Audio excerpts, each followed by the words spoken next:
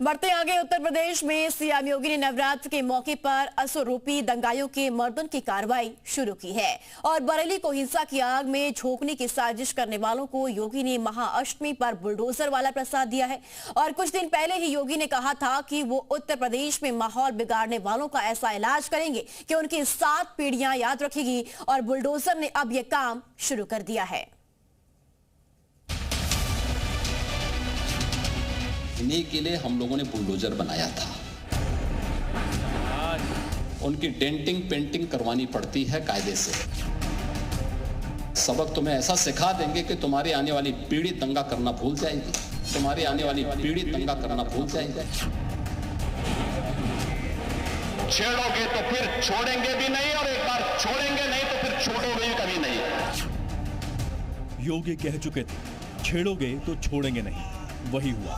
महाअष्टमी पर योगी का बुलडोजर उन कट्टरपंथियों का मर्दन करने पहुंच गया जिन्होंने अपने नफरती इरादों से सूबे के अमन चैन को छेड़ने की कोशिश की थी।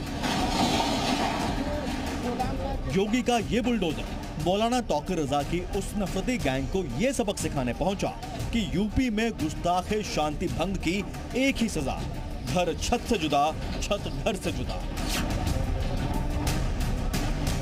मौलाना तौकीर रजा के करीबी के अवैध निर्माण पर योगी फोर्स का बुलडोजर चला है।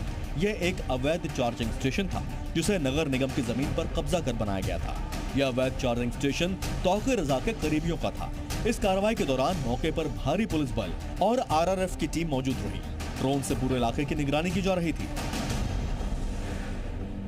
बरेली की तस्वीरें जो दंगाई देख ले और दंगा करने से पहले सोच ले कि पुलिस क्या हाल करेगी, तो जो हाल करने के लिए यहाँ पे तस्वीरें हैं वो बताने और समझने के लिए काफ़ी है कि पुलिस यहाँ टीयर गैस से भी लैस है। यानी कोई भी गड़बड़ी यहाँ पर होती है तो पुलिस उस हालात से निपटेगी और पूरे अवैध निर्माण को यहाँ से खाली कराया जाएगा। सिर्फ ज़मीन पे ही नहीं बल्कि आसमान से भी सामने अगर मैं आपको दिखाऊँ तो ड्रोन नजरें बनाया हुआ है, क्योंकि बहुत भीड़ भाड़, सकड़ी गलियाँ हैं, पतली गलियाँ हैं।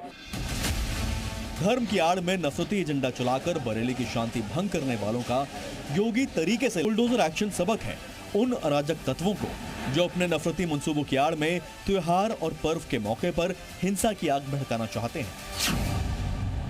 अगर अराजकता पैदा करने का और उपद्रव पैदा करने का कुत्सित प्रयास किया तो मान करके चलिए कि ये रास्ता उनका सीधे नरक में जाने का होगा, सीधे नरक में। तौकीर के इशारे पर भीड़ जुटाने वाला नदीम गिरफ्तार हो चुका है। तौकीर का एक और करीबी डॉक्टर नफीस गिरफ्तार हो चुका है। हिंसा में शामिल 60 से ज्यादा लोगों को पुलिस गिरफ्तार कर चुकी है। यही नहीं, तौकीर रजा समेत उसके सहयोगियों और करीबियों की संपत्तियों पर भी प्रशासन की नजरें टेढ़ी हो चुकी हैं। एक दरगाह की आड़ में बनाए गए तौकीर रजा के मार्केट को भी बुलडोज करने की तैयारी है। इस मार्केट में बनी 25 दुकानों पर लाल निशान लग चुका है, यानी अब ये दुकानें बुलडोजर के रडार पर आ चुकी हैं, जिन्हें कभी भी ध्वस्त किया जा सकता है।